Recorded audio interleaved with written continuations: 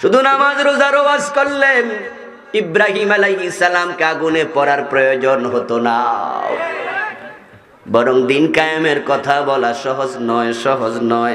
আমাদের দেশের দিকে তাকায় দেখেন বন্ধুগণ, যারা শুধুমাত্র জিকিরের ওয়াজ করে, নামাজ রোজা হজ যাকাত পর্দা পশিদা হালাল খাও হারাম খাইও না, এই ওয়াজ নিয়ে ব্যস্ত আছে। সমাজে দিন কায়েম করা লাগবে, এই চ্যাপ্টারে যায় না, তাদের সিলেবাসে এই চ্যাপ্টারটা নাই। ওই হুজুরদের হাদিয়ার অভাব হয় না, গদ্দান মোটা হয়ে যায়, খাইতে খাইতে পেট বড় হয়ে যায়। আর যারা নামাজ রোজা জিকিরের সাথে দিন কায়েমের কথা বলে, তাদেরকে কারাগারের অন্ধকার প্রকোষ্ঠে রাত কাটানো লাগছে। আল্লাহর সাহায্য পেতে হলে আমরা এক হয়ে যাব, ভেদাভেদ ভুলে যাব। হানাফি বুঝি না, আহলে হাদিস বুঝি না, সব মুসলমান এক হয়ে যাওয়া লাগবে। আমরা মদখোরের কাছে যাওয়া লাগবে না, ঘুষখোরের কাছে যাওয়া লাগবে না, ইনুর মতো রাশেদ খান মেননের মতো লোকের কাছে যাওয়া লাগবে না। আমরা নামাজিরা এক হয়ে গেলে জমিনে দিন কেউ ঠেকাতে পারবে না। Islamic Way 24, the right way of life. আইম্মায়ে-জাম, ইসলাম প্রিয় তৌহিদি জনতা, পর্দার অন্তরালের সতী সাধু বিমা ও বোনেরা, আপনারা কেমন আছেন? মাশাআল্লাহ। আল্লাহ তাআলা আমাদের সকলকে ভালো রাখুন, সুস্থ রাখুন, ঈমানের সাথে রাখুন, বলুন আমিন। আপনারা দেখতে পাচ্ছেন সামনে অনেকগুলো ক্যামেরা।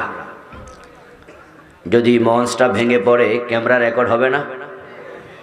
কথা বলেন, হবে? অনেকগুলো লাইভ চলছে। মঞ্চ ভাঙার সাথে সাথে তাম পৃথিবীতে খবর হবে অমুক মাহফিলে মঞ্চটা ভেঙে পড়েছে। এতে করে দেখতে এটা অড লাগবে, অসুন্দর লাগবে। মাহফিল কমিটির আয়োজনের ব্যাপারে প্রশ্ন হবে যে কি মঞ্চ বানাই সুমিয়া ভেঙে পড়ে গেছে। এই জন্য আমরা অনুরোধ করব, যারা একটু কম বয়স্ক আছেন তারা যদি স্বেচ্ছায় নেমে যেতেন, মুরব্বীরা থাকুক। কারণ মাহফিল কমিটি আপনাদেরকে বলতে বিব্রত বোধ করছে যে কেমনে বলি নামেন, কিন্তু ভেঙে পড়লে তো আপনি সহ পড়বেন। নৌকা ডুবাইয়া বুঝা লাভ নাই, নৌকা যে ডুবছে, ডুবার আগে বোঝা দরকার, ঠিক না?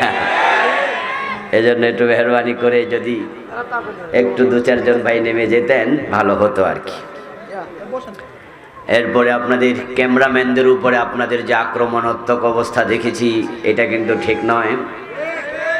এই মিডিয়াগুলো দ্বীনের কল্যাণে কাজ করছে, ঠিক না? এরপরে তারা আপনাদের মেহমান।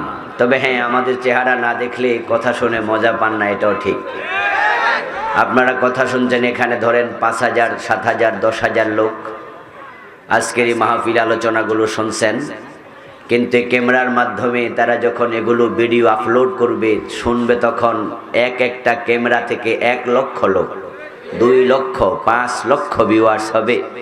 এমনও হতে পারে একটা মাহফিল 1 কোটি লোক দেখবে। আপনারা দ্বীনের কথা শুনলে যদি অন্তরে তাসির হয়, দিল পরিবর্তন হয়, কোরআনের প্রতি মহব্বত তৈরি হয়, এই আলোচনাগুলো যারা ক্যামেরায় শুনবে রেকর্ডের পরে, তাদের কি তাসির হওয়ার সম্ভাবনা নাই? আমেরিকায় বসে কোরআনের কথা শুনছে, রাশিয়াতে বসে, জাপানে বসে কোরআনের কথাগুলো শুনে তারা আমল করার সুযোগ পাচ্ছে এই ইউটিউবার ভাইদের কল্যাণে, এই মিডিয়াম্যানদের কারণে।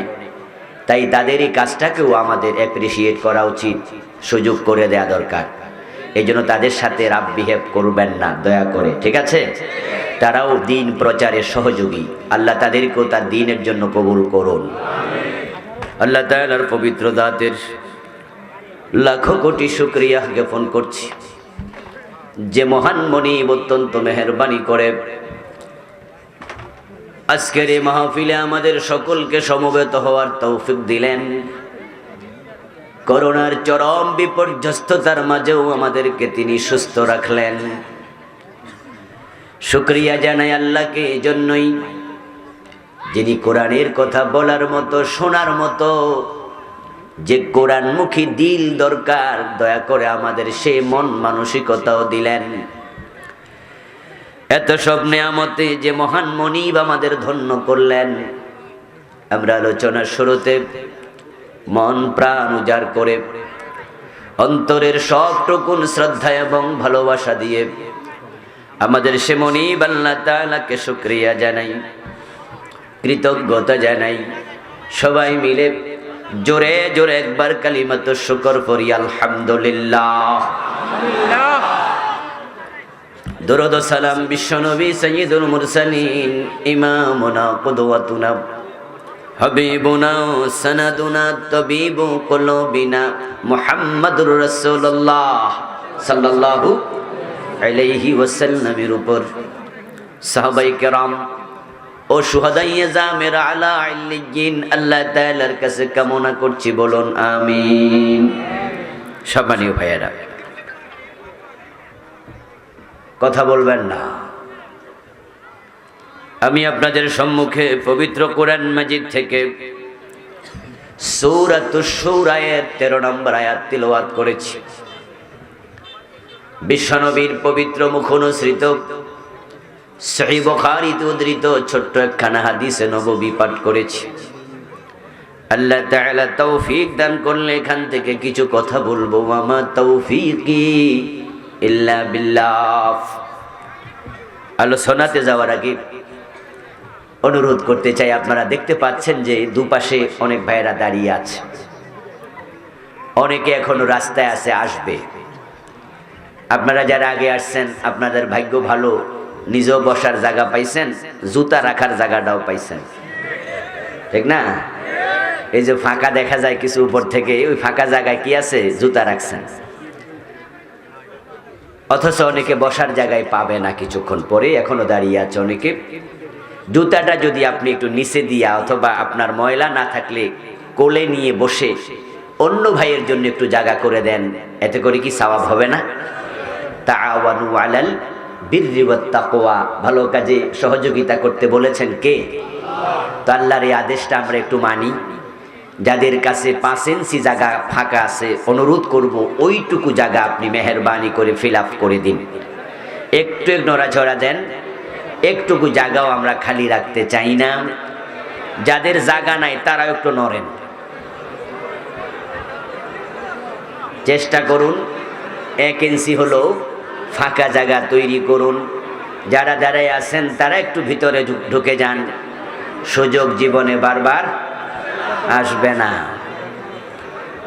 মাহফিল কমিটির ভাইয়েরা আপনারা দাঁড়ায় আছে যারা, তাদেরকে বসায় দেন, ভিতরে ঢুকায় দেন। একটু জিকির করি, লা ইলাহা ইল্লাল্লাহ, লা ইলাহা ইল্লাল্লাহ, সুবহানাল্লাহ ওয়ালহামদুলিল্লাহ, লা ইলাহা ইল্লাল্লাহ, সুবহানাল্লাহ ওয়ালহামদুলিল্লাহ, লা ইলাহা ইল্লাল্লাহ, লা ইলাহা ইল্লাল্লাহ মুহাম্মাদুর রাসূলুল্লাহ।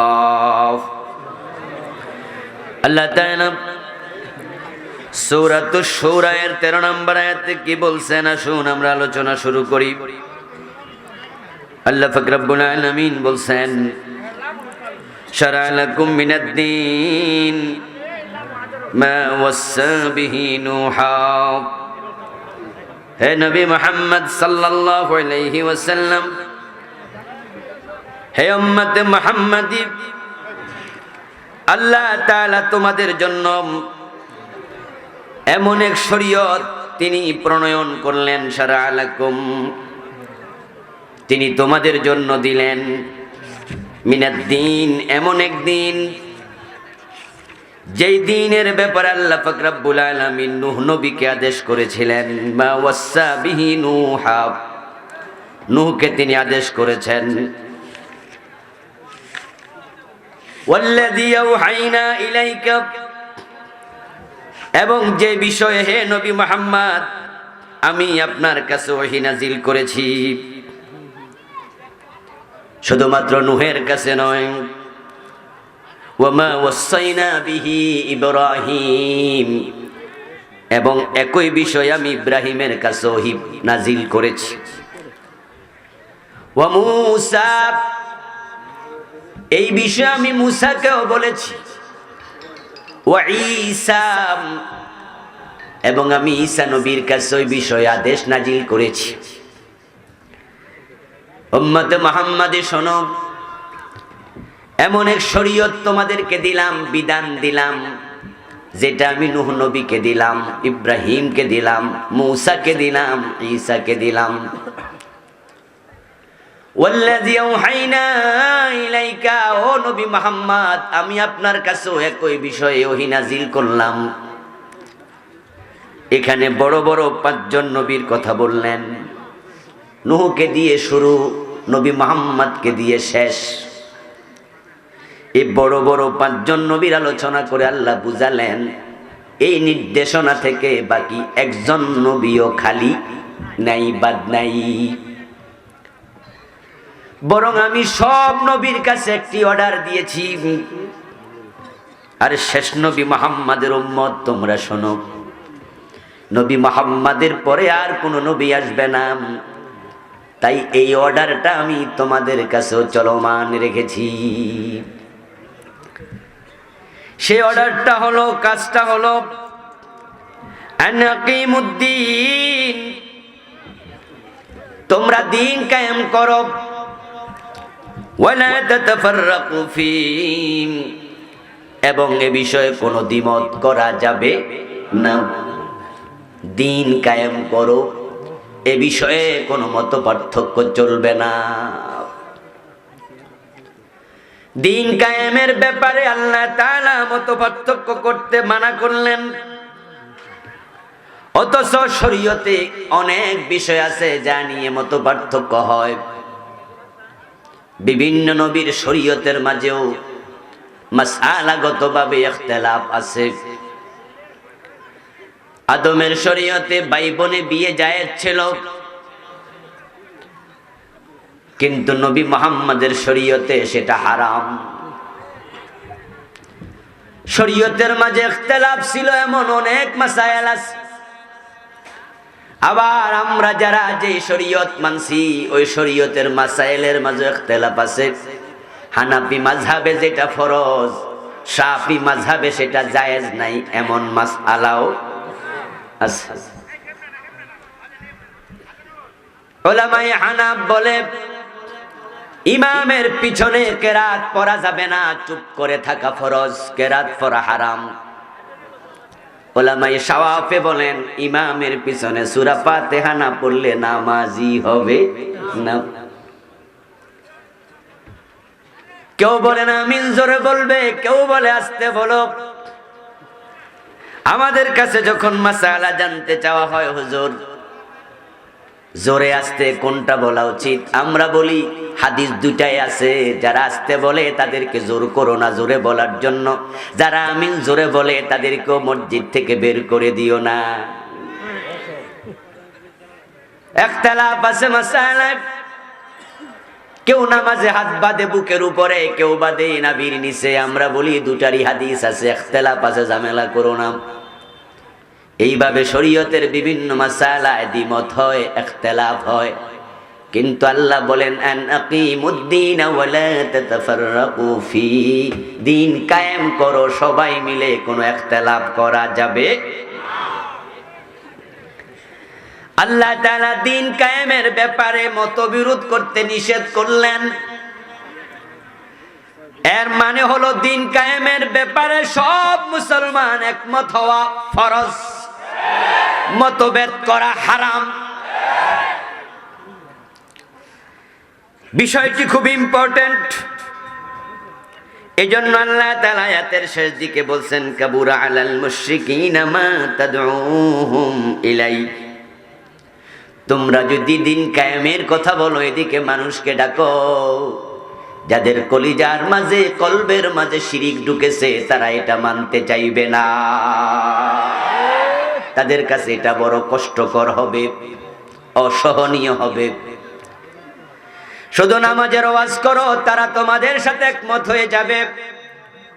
শুধু রোজার কথা বলো, তারাও হাত তুলে একমত হবে। হজের কথা বলো, তারাও হজে যেতে রাজি হবে। কিন্তু দিন কায়েমের কথা বললে হাজার হাজি হাজার নামাজির চেহারাও কালো হয়ে যাবে।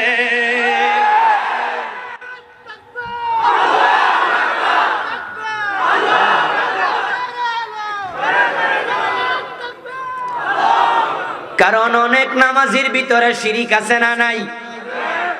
অনেক হাজী সাহেবের ভিতরেও শিরিক আছে না নাই? মা ইউমিনু আকসারুহুম বিল্লাহি ইল্লা ওয়া হুম মুশরিকুন।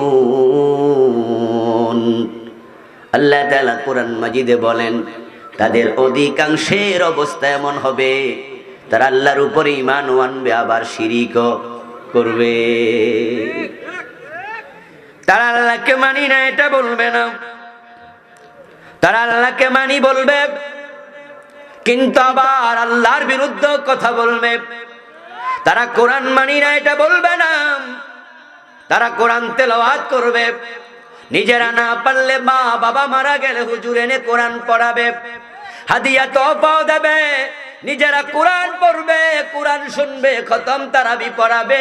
কিন্তু ওই লোকগুলো কোরআনের আইনের কথা বললে উল্টা রাজাকার বলে গালি দিয়ে দেবে।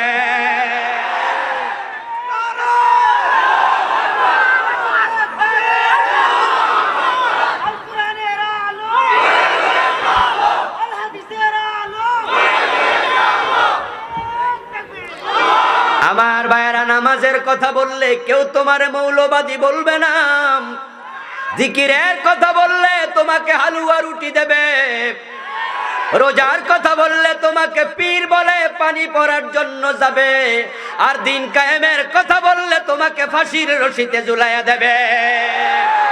তুমি বাড়িতে নিরাপদে ঘুমাতে পারবে না, তোমার চাকরি টিকে থাকবে না, তোমার ব্যবসা প্রতিষ্ঠান লুট হয়ে যেতে পারে, তোমার দোতলা বাড়ি বুলডোজার দিয়ে ভেঙে দেয়া হতে পারে। কারণ দিন কায়েমের কথা বললে যাদের কলিজায় শিরিক আছে তারা সহ্য করবে না। এটা আমার কথা না, আল্লাহর কথা। কাবুরা আলাল মুশরিকিনা মা তাদউহুম ইলাইহি আল্লাহ তাআলা নাকিমুদ্দিন ওয়ালা তাতাফাররাকু, এই কথা বলার পরে বলছেন দিন কায়েম করা সহজ নয়, এটা করতে গেলে শিরিকওয়ালাদের গায়ে আগুন লাগা যায়, খুব কঠিন কাজ। আমি এই কাজ দিয়েছি নূহ নবীকে। শুধুমাত্র নামাজ রোজার কথা বললে নবী মুহাম্মদকে দাঁত দেয়া লাগতো না। শুধু ইমামতি করব আমি, চাচা ফেরাউন তুমি তোমার মতো দেশ চালাও, এটা বললে মুসা নবীকে হিজরত করা লাগতো না। শুধু নামাজ রোজার ওয়াজ করলেন ইব্রাহিম আলাইহিস সালামকে আগুনে পড়ার প্রয়োজন হতো না। বরং দিন কায়েমের কথা বলা সহজ নয়, সহজ নয়। আমাদের দেশের দিকে তাকায় দেখেন বন্ধুগণ, যারা শুধুমাত্র জিকিরের ওয়াজ করে, নামাজ রোজা হজ যাকাত পর্দা পশিদা হালাল খাও হারাম খাইও না, এই ওয়াজ নিয়ে ব্যস্ত আছে। সমাজে দিন কায়েম করা লাগবে এই চ্যাপ্টারে যায় না, তাদের সিলেবাসে এই চ্যাপ্টারটা নাই। ওই হুজুরদের হাদিয়ার অভাব হয় না, গর্দান মোটা হয়ে যায়, খাইতে খাইতে পেট বড় হয়ে যায়। আর যারা নামাজ রোজা জিকিরের সাথে দিন কায়েমের কথা বলে তাদেরকে কারাগারের অন্ধকার প্রকোষ্ঠে রাত কাটানো লাগছে।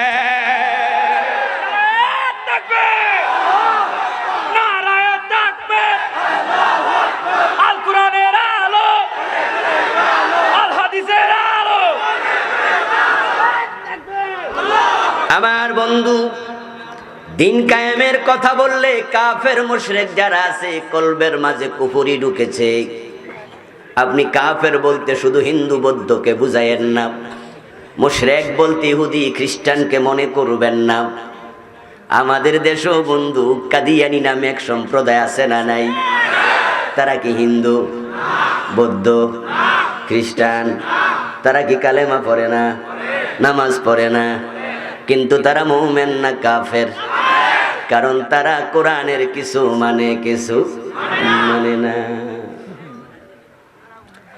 তারা কোরআনের নামাজ মানলো, রোজা মানলো, হজ মানলো, যাকাত মানলো, কিন্তু বিশ্ব নবীকে শেষ নবী মানলো না।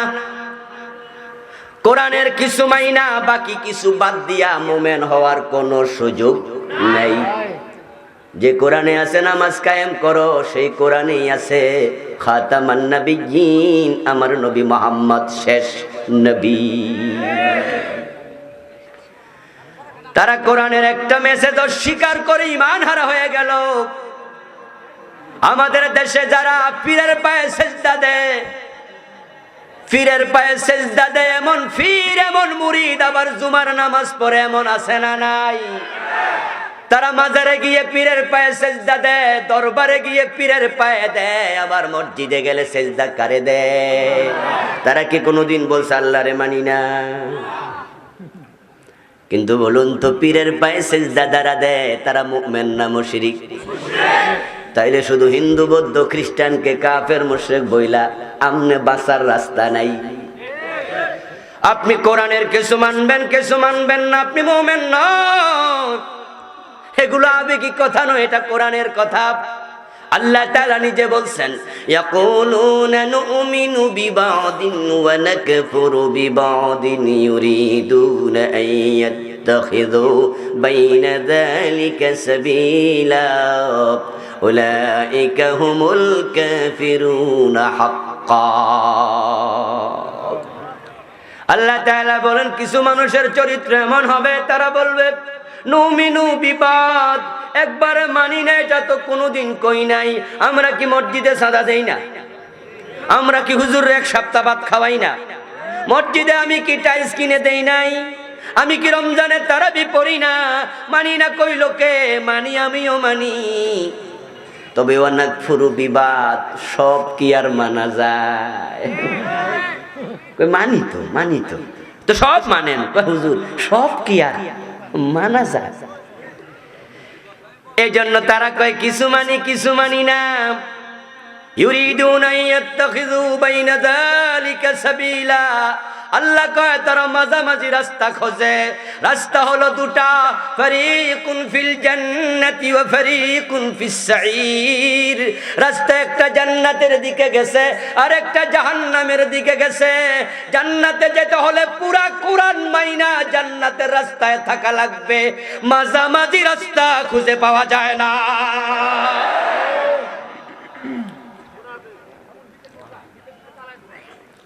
আল্লাহর বক্তব্য, আফাতুমিনুনা বিবাদিল কিতাবি ওয়া তাকফুরুনা বিবাদিন ফামা জাযাউ মান ইয়াফআলু যালিকা মিনকুম ইল্লা খিzyun ফিল হায়াতিদ দুনিয়া ওয়া ইয়াওমাল কিয়ামাতি ইউরাদ্দুনা ইলা আশাদ্দিল আযাব। আল্লাহু আকবার। আল্লাহ তাআলা সব ক্লিয়ার করে দিয়েছেন, আল হালালু বাইয়িন ওয়াল হারামু বাইয়িন। ও স্পষ্টতা নাই, সব স্পষ্ট। ইসলামের মাঝে কোনো গোজামিল নাই। তারাকতুকুম মিসলাল বাইদা লাইলুহা ওয়া নাহারুহা সাওয়া। রাসূলুল্লাহ বলেন, আমি স্পষ্ট দ্বীনের উপর রেখে গেলাম। হালাল স্পষ্ট, হারাম স্পষ্ট, গোজামিল বলতে কিছু নাই। কিছু মানবা না। দুনিয়ায় লাঞ্ছিত করব, আখিরাতে জাহান্নামে ধাক্কায়া ফেলে দেব। জান্নাতে যেতে হলে সব মানা লাগবে। কাদিয়ানি সব মানে নাই, একটা বাদ দিয়া বিপদে পড়ে গেছে। ঠিক আপনারা যারা এখনো পুরা কোরআন মানতে রাজি হন নাই, দিন কায়েমের কথা শুনলে আপনার চেহারা এটাই কালো হবে, কারণ আপনার ভিতরে কুফরি আছে না নাই? শিরিক যাদের ভিতরে আছে, কাবুর আলাল মুশরিকিন মা তাদউহুম ইলাই। আল্লাহ গো, নবী ইব্রাহিম, মুসা, ঈসা, নূহ, ও নবী মুহাম্মদ, যে দিন কায়েমের দিকে মানুষকে তুমি ডাকছো, যাদের কলবে শিরিক আছে তারা এটা সহ্য করবে না। আপনাদের এলাকার ভাইদের বলছি, যারা আজকে শ্রোতা আমার, একটু আওয়াজ করে বলুন তো, মসজিদে আমরা কোন পা দিয়ে ঢুকি? কথা বলতে হবে, কোন পা দিয়ে বের হই? নামাজ শুরু হয় আল্লাহু আকবার দিয়ে, সালাম ফিরে শেষ হয়, ঠিক না? কারো দ্বিমত আছে? সবাই একমত। মসজিদে আপনি ঢুকেছেন, যতক্ষণ মসজিদে থাকবেন, ঢোকা থেকে শুরু হয়ে বের হওয়া পর্যন্ত কোরআন হাদিসের বাহিরে নিজেও চলেন না। কাউকে চলতে দেখলে সেটাও সহ্য করেন না। যদি মসজিদে এলাকার কোন নেতার ছেলে সে জোরে কথা বলেন, ইমাম সাহেব ধমক দেয়া লাগে না, পাশের মুসল্লি ধমকায়া সোজা করে দেয়, ঠিক না? যদি কোনো যুবক একটু জোরে কথা বলে, পাশের একজনে সাইপ্পা ধরে, এই এই এই এটা মসজিদ। আমার বন্ধু মসজিদে ঢুকেছেন, বের হওয়া পর্যন্ত আল্লাহ এবং রাসূলের কথার বাহিরে চলেন না, কেউ চললে সেটা সহ্য করেন না।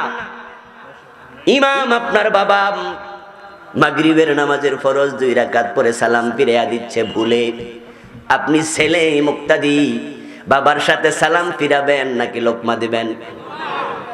চুপ করে আছেন কেন? সালাম ফিরাবেন না লোকমা দেবেন? বাবারেও ছাড় দেয় না, ছেলে বাবারে ছাড়ে না। মসজিদ আল্লাহর আইনের বাহিরে কেউ চলতে পারবা না। সব মুসল্লি হুজুর, জি হুজুর, ঠিক আছে হুজুর। আল্লাহর আইনে মসজিদ চলবে, রাসূলের আইনে মসজিদ চলবে। ডান পা দিয়ে ঢোকো, বাম পা দিয়ে বের হও। তাকবীরে তাহরিমা বেঁধে দাঁড়ায় গেছো, আল্লাহু আকবার বলেছো। পিছনে এসে তোমার মুরব্বি ওস্তাদ, তোমার বাবা নামাজ চলাকালে এসে আপনারে জিজ্ঞেস করতেছে, কিরে বাজান কেমন আছো? কথা বলবেন? আল্লাহ মানা করছে। আমি আমার ওস্তাদের সাথেও কথা আর বলবো না, এটার নাম তাকবীরে তাহরিমা। আমি দুনিয়া ছেড়ে দিয়েছি আল্লাহর কথা মতো। আল্লাহ ছাড়া কাউকে বুঝি না, কাউকে মানি না। সব মনে হয় যেন খাইছে কারে কয় রে, সব তো আল্লাহর ওলি হইয়া গেছে। আল্লাহ ছাড়া কাউকে, হুজুর তো রাজনীতি শুরু করছে। এবার চা দোকানে বসে হুজুরের বিরুদ্ধে নিজেরা ষড়যন্ত্র করে। শুধু আল্লাহর আইনের কথা বলাতে হুজুরের চাকরি চলে গেছে, এমন ইমাম বাংলাদেশে আছে না নাই? ও বেটা, আইন মানবি আল্লাহর, যে 2 জনের আইন মানবে তার ঈমান থাকবে না, এটার নামই শিরিক।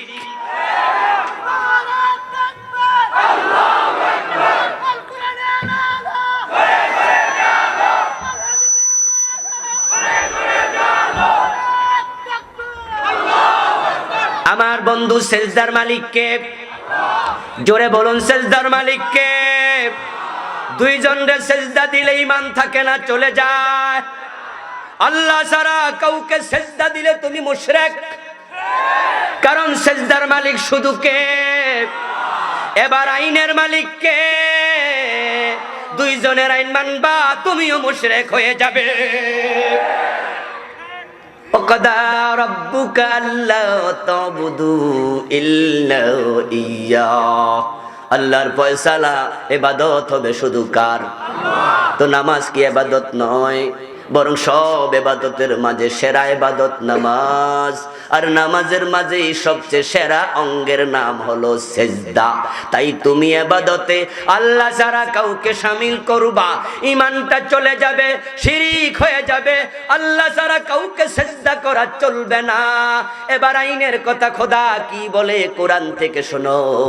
আল্লাহর বক্তব্য, ইনিল হুকমু ইল্লা লিল্লাহ। এখানে অনেক ওলামায়ে কেরাম আছেন।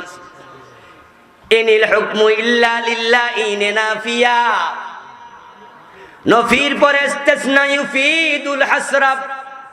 বালাগাতের কিতাবে আমরা পড়েছি, পড়াইতেছি, নফির পরে ইস্তিসনা হলে হসরের ফায়দা দেয়। হসর মানে সীমাবদ্ধতা। ইনিল হুকমু ইল্লা লিল্লাহ, এটা হসরের কায়দা। বাংলা অর্থ হলো হুকুমের মালিক আল্লাহ। আল্লাহ ছাড়া যে অন্যের আইন মানবে, 2 জনকে মানলে মুশরিক হয়ে যায়। এখন আপনারা এবার বলুন তো, মসজিদ আল্লাহকে মানবে, মসজিদের বাহিরে ব্রিটিশ আইন মানবে, অসুবিধা কি? অসুবিধা কি হুজুর? সব জায়গায় আপনারা ইসলাম টানেন কেন? ঠিক না? আপনি শুধু নামাজের কথা বলবেন, অসুবিধা নাই। দিন কায়েমের কথা বললে আপনাকে মুসলমানের সন্তানরা মৌলবাদী বলে গালি দিয়ে দেয়। ও বন্ধু, বাংলাদেশে যে পীর ইসলাম কায়েমের কথা বলে না, তারে কোনো জালেম মৌলবাদী কয় না। বাংলাদেশের যে বক্তা দিন কায়েমের কথা বলে না, ওই বক্তাকে কোনো নাস্তিক মৌলবাদী বলে গালি দেয় না। মৌলবাদী কারা? যারা সংসদে ইসলাম নিতে চায়, গণভবনে কোরআন নিতে চায়, বঙ্গভবন কোরআন দিয়ে চালাতে চায়, সচিবালয় আল্লাহর আইনে চালাতে চায়, মন্ত্রণালয় চালাতে চায়, ব্যক্তি জীবন থেকে সংসদ ভবন পর্যন্ত, টপ থেকে বটম পর্যন্ত, নৌকারা থেকে রাষ্ট্র পরিচালনা পর্যন্ত সব জায়গায় ইসলাম চায়, ওই জাহেলেরা তাদেরকে মৌলবাদী বলে গালি দিচ্ছে। কেন? দেখ, কাবুর আলাল মুশরিকিনা মা তাদউহুম ইলাই। আল্লাহ কারণ বলে, কারণ হলো তুমি যে দিন কায়েমের দিকে তাদেরকে ডাকছো, তাদের তো এটা সহ্য হবে না। কে বলছে? আওয়াজ করেন, কে বলেছে? এখন দিন কায়েমের কথা শুনলে কার ভালো লাগে, কার ভালো লাগে না? আপনার মনের খবর তো আর আমি জানি না, কে জানে? সাহেবুল বাইত আদরা বিমা ফি। বাড়ির মালিক ভালো জানে বাড়িতে কি আছে। আমরা যারা আলেম ওলামা, আমরা আল্লাহর দিন কায়েমের কথা আপনাদের কাছে বলতেছি। আমার আইনের কথা বলি না যে আমি আইন বানাবো আপনি মানবেন, আমার বাবার আইন মানবেন, আমার দাদার আইন মানবেন, আমার কোন দল আছে আমার দলের আইন মানবেন, এমন কথা জীবনে একবারও বলি না, কেউ বলাতেও পারবে না। আমি তো সে আল্লাহর আইনের কথা বলি যিনি আমারও আল্লাহ আপনারও আল্লাহ। ঠিক না? তো আল্লাহর আইনের কথা বললে আপনার যদি কষ্ট লাগে, বুঝতে হবে আপনার কলবের মাঝে আল্লাহ নাই। আপনার আপন দুই ভাই বাজারে গেলেন, দুর্গা বিটা বাজার আছে না? দুর্গা বিটা বাজারে গেলেন, আসরের নামাজ পড়ে মসজিদ থেকে বের হইয়া শুনতে পেলেন একজন ব্যক্তি একটা হ্যান্ড মাইক নিয়ে আপনার বাবার প্রশংসা করে বেড়াচ্ছে। হ্যান্ড মাইক হাতে নিয়ে আপনার বাবার নাম আলহাজ আব্দুস সালাম। ওই লোকটা বলতেছে, ওই যে গ্রামের আব্দুস সালাম সাহেব, উনি বড় ভালো মানুষ, জীবনে আমার অনেক উপকার করছে। আমি দূর থেকে এসেছি একজন, আমি আপনাদের এলাকায় আগন্তুক, কিন্তু আব্দুস সালাম সাহেবের কৃতজ্ঞতা কেমনে প্রকাশ করব আমি জানি না। আপনারা আমারে চিনেন না, তবে লোকটা অনেক ভালো, পর উপকারী, আমারই উপকার করছে, এমন ভালো মানুষ আমি দেখি নাই। সেরকম করে করে আপনার বাবার প্রশংসা করতেছে। বলুন তো, প্রশংসা শুনে আপনার মন বেজার হবে না খুশি হবে? ওরে বাবা, আমার বাবার প্রশংসা করে, লোকটা কেডারে, হেরে একটু চা খাওয়াই। ঠিক না? আগাই জিজ্ঞাসা করিবে আপনার বাড়িটা কই, আপনি আইসেন করতে। আপনার মনে বড় আনন্দ, আমার বাবার প্রশংসা করছে। আপনার আপন ভাই সে মুখ বেজার করে ফেলছে, আব্দুস সালামের প্রশংসা শুনে ওর মজা লাগে না। যদি সে মন খারাপ করে, বুঝতে হবে তার জন্মে প্রবলেম আছে। বাবার রক্ত যদি ছেলের দেহমনিতে থাকে, দেহে থাকে, বাবার প্রশংসা শুনে সে মুখ কালা করতে পারে না। বুঝতে হবে ডাল মে কুছ কালা হে, সমস্যা আছে।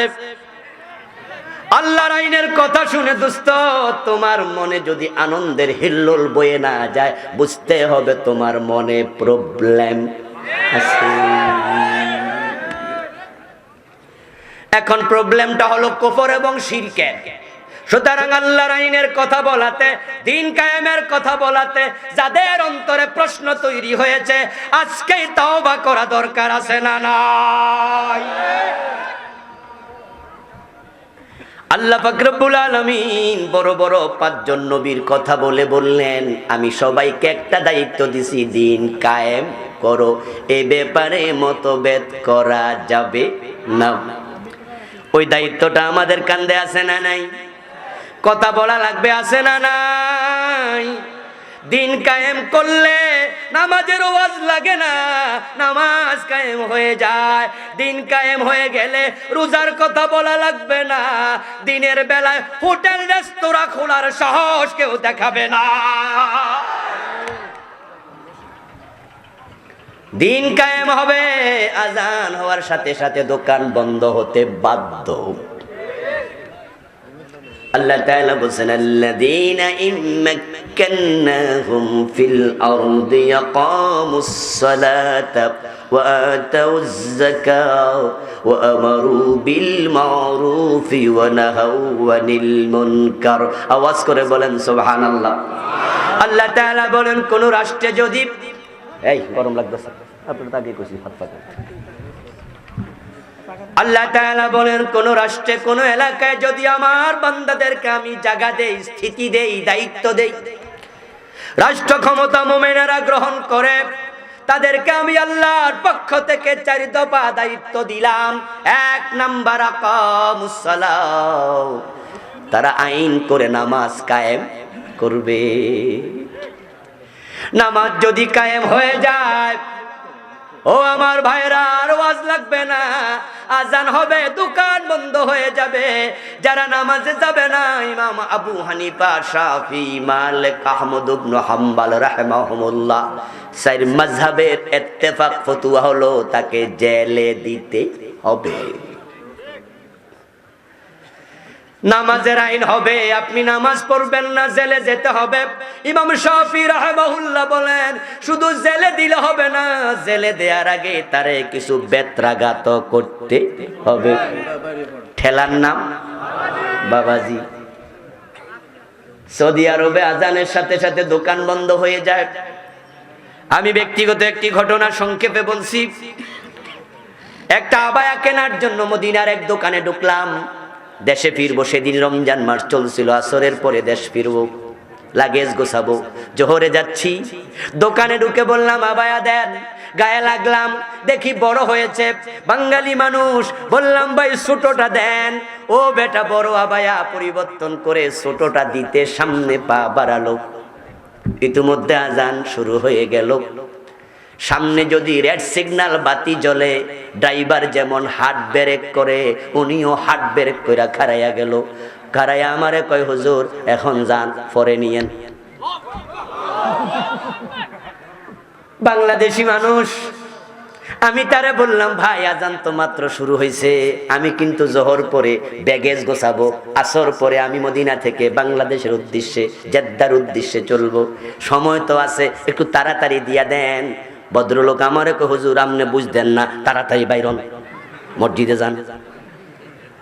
বলুন তো ওই দেশে যারা ব্যবসা করে বাংলাদেশ থেকে যাইয়া, ওদের টাকা পয়সা না থাকলে কি বিদেশ, দরকার না থাকলে কি বিদেশ যাইতো? কথা বলেন। আমার কাছে বেচলে 2-4 টাকা লাভ হওয়ার সম্ভাবনা ছিল কিনা, তার টাকার দরকার আছে কিনা, ধাক্কায় বের করে দিছে। এখানে আমি ফিরে আসবো নিশ্চয়তা কি? আরো শত শত দোকান আছে না নাই? ও বেটা বেছে না কেন? সে আমার হুজুর জান, বুঝতেন না ঝামেলা আছে। এর মানে সেখানে আজান হওয়ার পরে দোকান খোলা রাখলে পুলিশ এসে জরিমানা করবে। এবার বলুন তো ওই দোকানদারটা যদি বাংলাদেশে হইতো, আমি বাইরে হইতে পারতাম নি? আজান শুনা যদি আমি কইতাম ভাইজান আজান হইছে আমি পরে আমু, এখন রাখেন, এ কইতো চালাকি করেন না, কিনতেন না বুঝি। এ কইতো মাত্র তো আজান হইছে, জান কই? সুপার গ্লু দিয়ে আটকায়া ধরতো, ঠিক কিনা? আজান হইলে দোকানে দোকানদারি করবা, বাড়িতে বসে থাকবা পারবা না। নবী মুহাম্মদ সাল্লাল্লাহু আলাইহি ওয়াসাল্লাম বলেন যারা নামাজের আজান হওয়ার পরে নামাজে আসে না, আমার মন চায় তাদের ঘর বাড়িতে আগুন লাগাইয়া দেই। ওয়াজ আমরা অনেক করেছি, কত করলাম নামাজের ওয়াজ। তাবলীগ জামাতের মতো নামাজের ওয়াজ বাংলাদেশে কেউ করে না। প্রতিদিন আসরের পরে গাছতে বের হয়, হাজার হাজার মসজিদ থেকে হাজার হাজার জামাত। বাড়িতে যায়, ঘরে যায়, দোকানে যায়, পাটে যায়, সামনে পাইছে রাস্তার মাঝে 14 জন, এমন ভাবে বেমরুলের মতো দৌড়বো, চারদিকে ফলানোর জায়গাও নাই। দৌড়া এমন ভাবে আওয়াজ শুরু করে, নামাজ পড়বা না, তোমার 14 গোষ্ঠীরে পড়াইয়া সার মুখ রাজি করাইয়া সারে। বেড়া যদি বাঁচতে চায় ডরে ভয়ে কয় হুজুর লুঙ্গিটা নষ্ট। নামাজ আমি পড়বো না কইছে কেডা, শুধু লুঙ্গিটা সমস্যা। পীর সাহেব হুজুররা কয় নামাজ পড়ো, বক্তারা মাহফিলে কয় নামাজ পড়ো, মাদ্রাসার শিক্ষকেরা কয় নামাজ পড়ো, হুজুররা সবাই মিলে কয় নামাজ পড়ো, ফিরেরা কয় নামাজ পড়ো, তাবলীগ কয় নামাজ পড়ো। এত ওয়াজের পরেও ফজরের টাইমে দেখো মসজিদ খালি হয়ে যায়।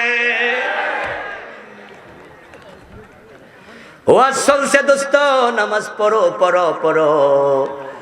কুরবানির ঈদের সময় দেখবেন আসরের টাইমে গরু বাজার জমজমাট, মুয়াজ্জিন কয় হাইয়া আলাস সালাম, আর পাবলিক কয় গরু কিনো গরু কিনো। গরু কিনতে কিনতে আসর শেষ, গরু বাড়ি নিতে নিতে মাগরিব শেষ, গরু জবাই করতে করতে ঈদের দিন জোহরের নামাজ শেষ। নামাজে যায় না, দিন যদি কায়েম হয়ে যায় দোকান বন্ধ করতে হবে, রাস্তায় ঘুরতে পারবা না, সবাই মসজিদে চলে যাও। মসজিদের দিকে যদি সব দোকানদার, সব ব্যবসায়ী, সব কিনলেওয়ালা ক্রেতা মসজিদের দিকে দৌড়ায়া যেত, বাজারের মসজিদে জায়গা হতো না। এক এক মসজিদে 5 বার 7 বার জামাত হওয়া লাগতো। কিন্তু মসজিদ তো খালি। দিনের বিজয় যদি না হয় মসজিদ পরিপূর্ণ হবে না, এটা আল্লাহ ভালো জানেন। তাই তিনি বলছেন রাষ্ট্র ক্ষমতা পেলে প্রথম দায়িত্ব নামাজ কায়েমের আইন করতে হবে। যতদিন দিন কায়েম হবে না ততদিন ইমাম তোমার সম্মান বাড়বে না। তোমাকে ভিক্ষা করে টাকা দেয়া লাগে, চাঁদা তুলে টাকা দেয়া লাগে। জুমার পরে সভাপতি দাঁড়ায়া মুসল্লিদেরকে কয় হুজুরের 1.5 মাস 2 মাস 3 মাসের বেতন বাকি, আপনারা একটু টাকা বাড়াইয়া দেন, আপনারা চাঁদা দেন, দান বাক্সা ছাইরা দেন। আলেম সামনে বসে আছে, তার বুঝি লজ্জা লাগে না? কেন রে ভাই, কেন এমন হবে? একটা প্রাইমারি স্কুলে যাও, 5 জন 7 জন টিচারের বেতন সরকার দেয়। আপনাদের করিমগঞ্জে সরকারি হাসপাতাল আছে না নাই? হাসপাতালে যাবেন, পিয়নের বেতন কে দেয়? কথা বলেন, কে দেয়? ডাক্তারের বেতন সরকার দেয় কিনা? জারুদারের বেতন কে দেয়? জারুদারের বেতনের টাকা আছে, পিয়নের বেতন দেওয়ার টাকা আছে, সব ডাক্তারের বেতন দেওয়ার টাকা আছে। সরকারি কলেজে যাও, দারোয়ানের টাকা দেওয়ার টাকা আছে। সরকার আপনার যারা ঘন্টা পিটায়, সেই কি বলে এগুলারে, দপ্তরি সাহেবের বেতন দিচ্ছে সরকার, প্রিন্সিপালের বেতন দেওয়ার টাকা আছে, সবার টাকা আছে। মসজিদে 2 জন মানুষ ইমাম মুয়াজ্জিন, তাদের ভিক্ষা করা কেন লাগে? করিমগঞ্জ সরকারি কলেজ, বেসরকারি কলেজে যাবেন, ওই দারোয়ান, পিয়ন, সুইপার, ওই যে আপনার বললাম, কি জানি বললেন এইমাত্র, দপ্তরি, সবার বেতন দিতে পারে, কিন্তু কলেজ মসজিদের ইমামের বেতন ভিক্ষা করা লাগে। সবার বেতন হয়, আলেমের হয় না। ওই মসজিদগুলোর আলেমেরা আজকে বিপদে পড়ে আছে। যার নামাজ নাই, রোজা নাই, গাঁজা খায়, বিড়ি টানে, সে মসজিদের সভাপতি হইয়া ইমামের দিকে চোখ রাঙ্গাইয়া কথা বলে।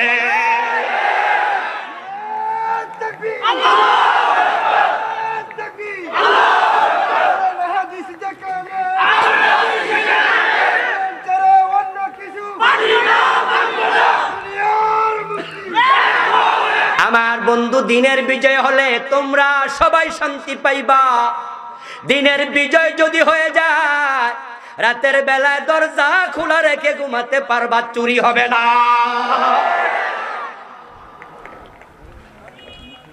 জাহিলিয়াতের যুগ পরিবর্তন করেছে কোরআন। আমার বন্ধু, অভাব দূর হয়েছে চিরতরে। যারা 3 দিন না খায়া থাকতো, আল্লাহ কোরআনের আইন কায়েম হওয়ার পরে এমন সমৃদ্ধি দিছেন, যাকাত বিভাগের কর্মচারী যাকাতের টাকা কাঁধে নিয়ে নিয়ে ঘরে গরিব খুঁজে পায় নাই।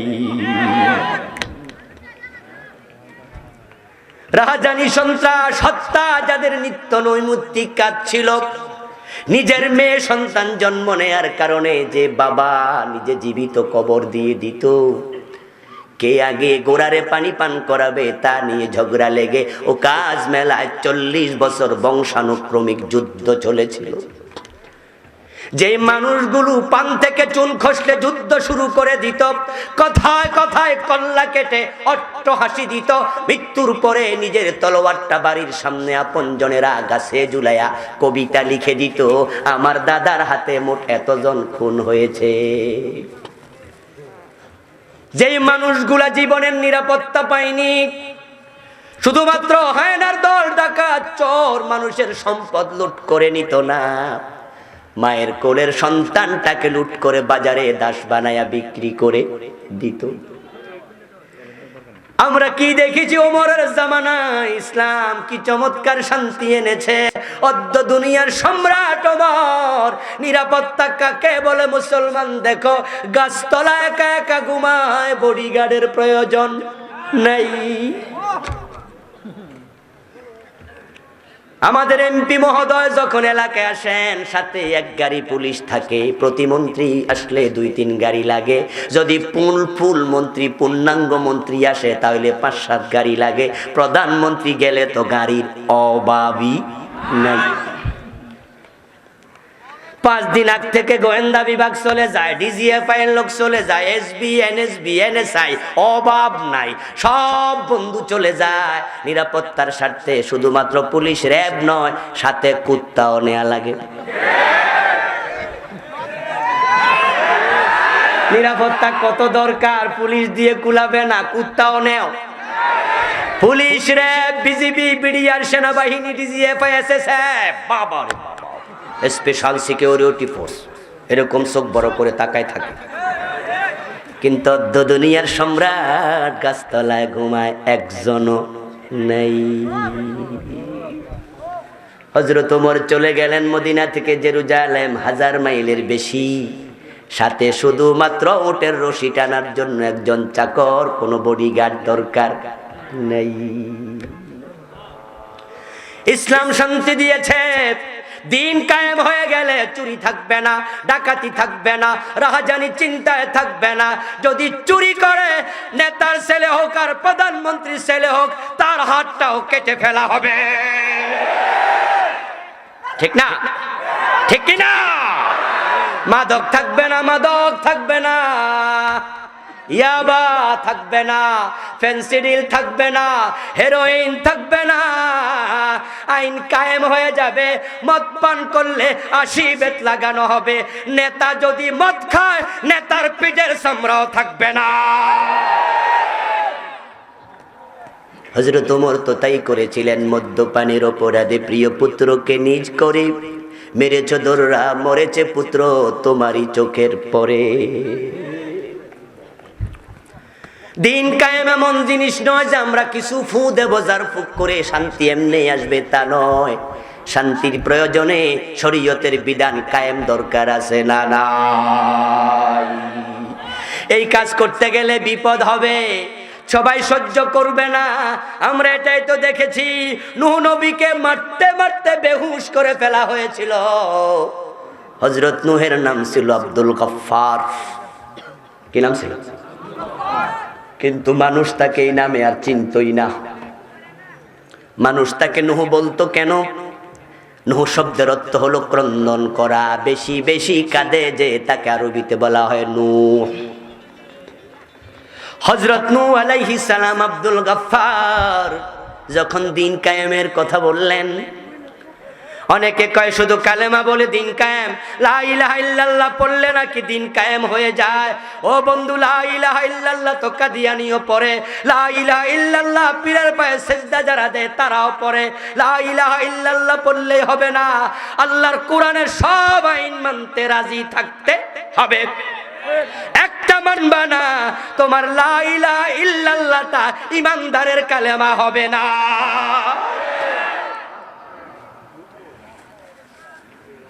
আমার মুসলমান ভাইরা, নূহ আলাইহিস সালামকে মারতে মারতে বেহুশ করে ফেলতো। তিনি হুশ হয়ে আবার দাওয়াত নিয়ে যেতেন।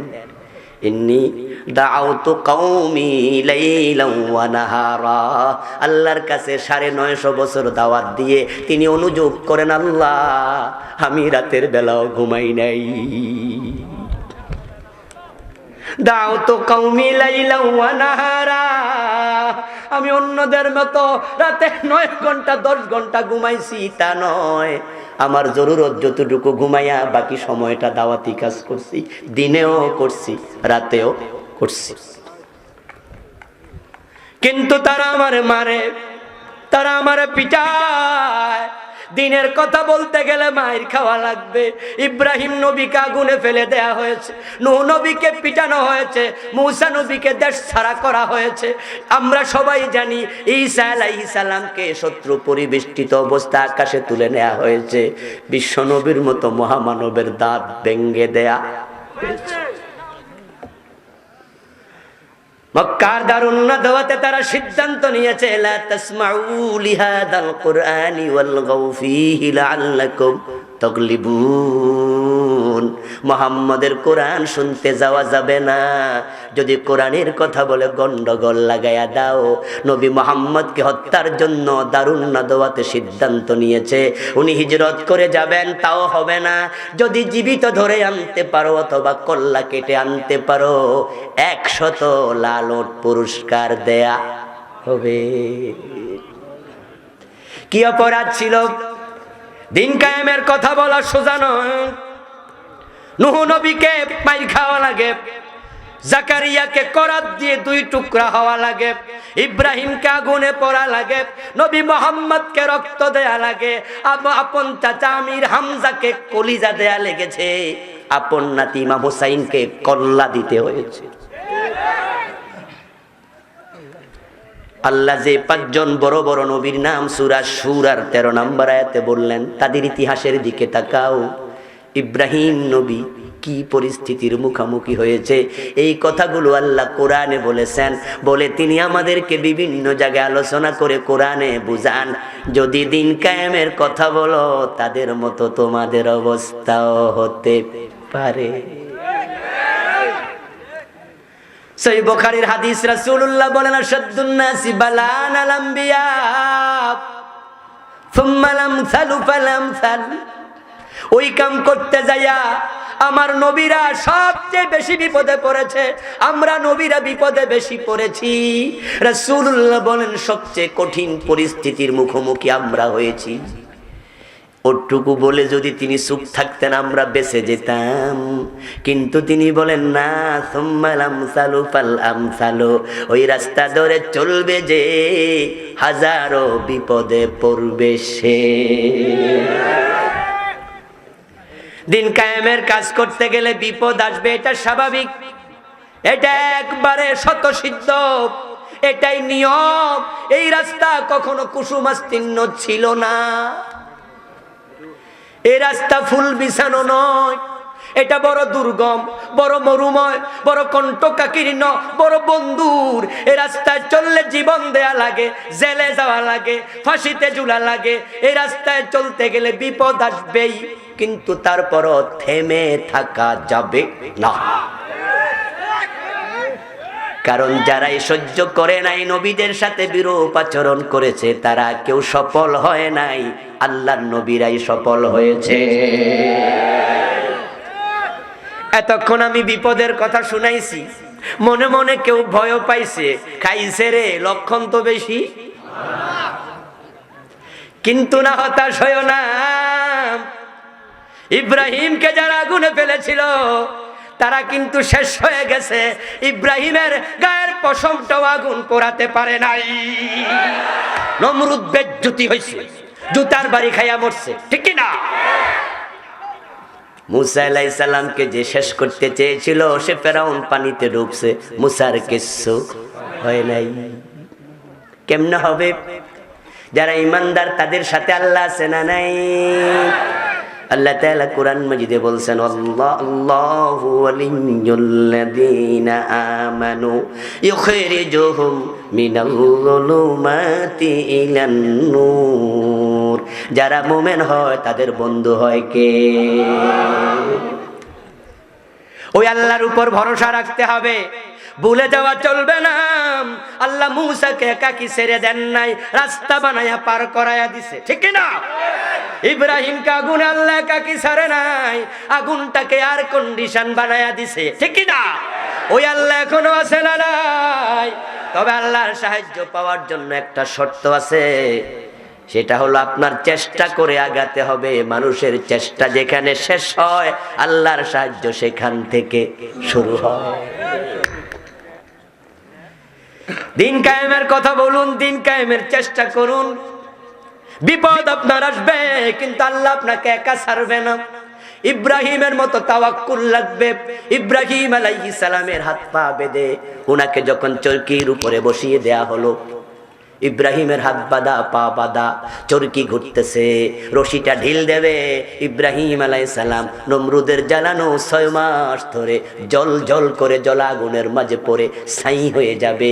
ইব্রাহিম নবীও দেখে আগুন কেমনে জ্বলছে, কিন্তু তিনি চরকির উপরে বসে বলছেন, হাসবি আল্লাহু নি'মাল ওয়াকিল, নি'মাল মাওলা ওয়া নি'মান নাসির।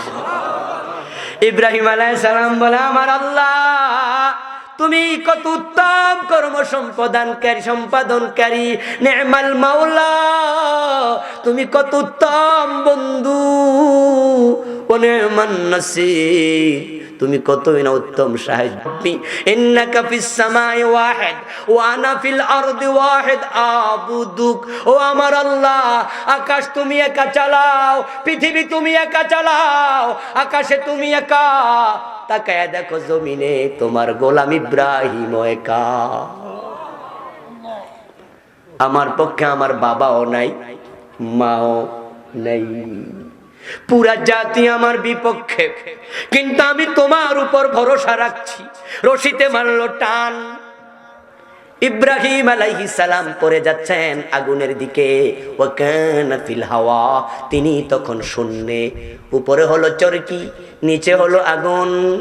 তাড়াতাড়ি জিবরিল আমিন দৌড়ায় আসছে, ইয়া ইব্রাহিম আলাকা হাজা, আনা জিবরিল।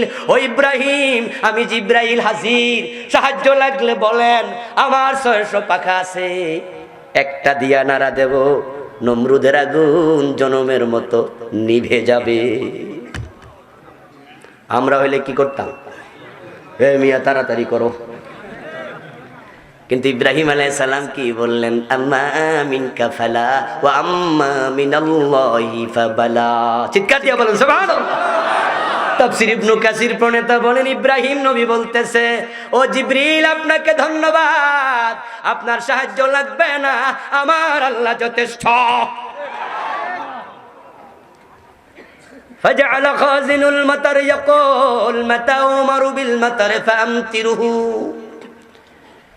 বৃষ্টির দায়িত্বে নিয়োজিত ফেরেশতা ইসরাফিল আলাইহিস সালাম, মিকাইল আলাইহিস সালাম বলতেছে, ও আমার আল্লাহ, আপনার ইব্রাহিম তো আগুনে পড়ে যাচ্ছে, আমার একটু বৃষ্টি নাজিলের অর্ডার দেন, আমি বৃষ্টি বর্ষণ করে আগুনটা নিভাইয়া দেই।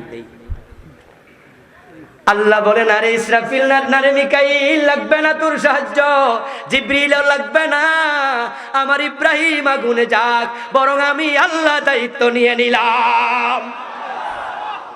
কুল্লা ইয়া নারু কুনি বারদাও ওয়া সালামান আলা ইব্রাহিম। সুবহানাল্লাহ পড়েন। আল্লাহ বলে, আগুন নাতিশীতোষ্ণ হয়ে যাক। ইব্রাহিম আগুনে পড়ে গেল, আগুন নাতিশীতোষ্ণ হয়ে গেল। 40 দিন আগুনের ভিতরে ছিলেন। 40 দিন পরে তিনি বের হলেন। আগুন তার গায়ের জামা দূরের কথা, গায়ের পশমটাও টাচ করে নাই। ইন্নান নারা লাম তাহরিকিল্লা ওয়াসাকা। রাসূলুল্লাহ বলেন, তার গা ধরে নাই, চামড়া ধরে নাই, পশম ধরে নাই, কিন্তু হাত পা বেঁধে আগুনে ফেলেছিল, ওই রশিটা খাইয়া তারে মুক্ত করেছে। ইব্রাহিম আলাইহিস সালাম যদি হাত পা বাঁধা থাকতো কষ্ট পাইতেন, আগুন ও রশিটা খাইয়া লাইছে, উনি এখন মুক্ত। ইব্রাহিম আলাইহিস সালাম জীবিত ছিলেন 175 বছর, 250 বছর লম্বা হায়াত পেয়েছিলেন।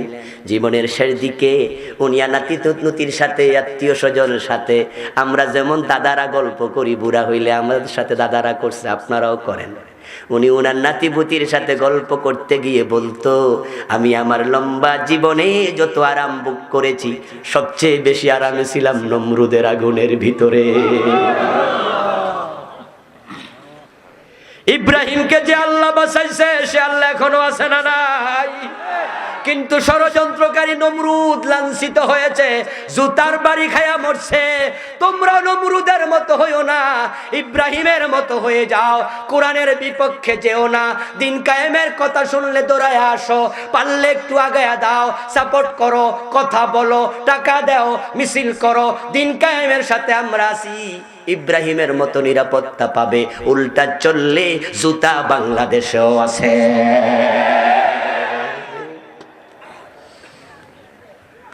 ও ভাই, নমরুদের লোকেরা নমরুদের শত্রুতা করে নমরুদকে জুতা দিয়ে পিটায় নাই, ওর সাথে শত্রুতা ছিল না। বরং আল্লাহ তাআলা ইতিহাসে পাওয়া যায় একটা ঠ্যাং ভাঙ্গা মশা নাকের ভিতরে দিয়া ঢুকায়া কইছে, তুই ছাদে চইলা যা। একটা পঙ্গু মশা, সুস্থ সবল মশাও না, ওই ঠ্যাং ভাঙ্গা মশা নাকে দিয়া ঢুকে মস্তিষ্কের উপরে বসে কিটকিট করে কামড় দেয়। ওই মশারে সেখানে পাঠাইছে কে? নমলি লাহুম ইন্না কাইদি মাতিন। আল্লাহ তাআলা কোরআনে বলে, ষড়যন্ত্র করে পার পেয়ে গেছো মনে করবা না, আমি রশিতে ঢিল দিছি, কিন্তু আমি যখন ধরি তখন ছাড়া পাওয়া যায় না। ইন্না কাইদি মাতিন, আমার ধরা বড় শক্ত, আমার কৌশল বড় মারাত্মক। ইন্না বাতশা রাব্বিকা লাশাদীদ। ও নবী মুহাম্মদ, কারা আপনার দাঁত ভেঙেছে আমি দেখেছি, কারা পাথর মেরেছে আমি দেখেছি। আমি আল্লাহ চাইলে ফেরেশতা পাঠায়া পাথর সরাইয়া দিতে পারতাম, কিন্তু সরাই নাই। কারণ ইসলামের রাস্তাটা এমন, আপনার উম্মতেরা আপনার রক্ত মাখা দেহের দিকে তাকায়া তারা বুঝবে নবী মুহাম্মদ যদি রক্ত দিতে পারে আমরা জীবন দিতে রাজি থাকবো। তায়েফে যখন রাসূলকে পাথর আঘাতে একবারে রক্তাক্ত করে দিল, রাসূলুল্লাহ যখন একটা বাগানের ভিতরে ঢুকে আত্মরক্ষা করলেন, মাটিতে বসলেন, পুরো এলাকা গায়ের রক্তে ভিজে গেল। নবী মুহাম্মদ সাল্লাল্লাহু আলাইহি ওয়াসাল্লাম রক্ত তুলে তুলে গায়ে মাখছেন, মনে মনে ভাবছেন নবীর রক্ত যেই জমিনে আল্লাহর গজব আসতে পারে। মালাকুল জাবাল আসলো, মালাকুল জাবাল পাহাড়ে নিয়োজিত দায়িত্বশীল ফেরেশতা আসলো। ও নবী মুহাম্মদ, অনুমতি দেন, আমি তায়েফের পাহাড়গুলোকে একসাথে করে ডলা দেব। আপনারা যারা তায়েফে গেছেন তারা দেখেছেন তায়েফে কত হাজার হাজার পাহাড়, শত শত নয়, হাজার হাজার, শুধু পাহাড় আর পাহাড়। তায়েফে মাহফিল করার জন্য ৩-৪ বার গিয়েছি। আমার বন্ধু অনেকগুলো প্রোগ্রাম সেখানে করেছি, আলহামদুলিল্লাহ। ওই তায়েফে রাসূল সাল্লাল্লাহু আলাইহি ওয়াসাল্লাম রক্তাক্ত ফেরেশতা এসে বলে কিনা পাহাড় দিয়া ডলা দেবে। নবী মুহাম্মদ তো বলতে পারতেন, ও মিয়া ফেরেশতা, তোমার গায়ে এত বল যদি থাকে এখন পাহাড় তোলা দিয়া তুমি ডলা দিতে পারবা, পাথর যখন পড়ে তখন আইলা না কেন?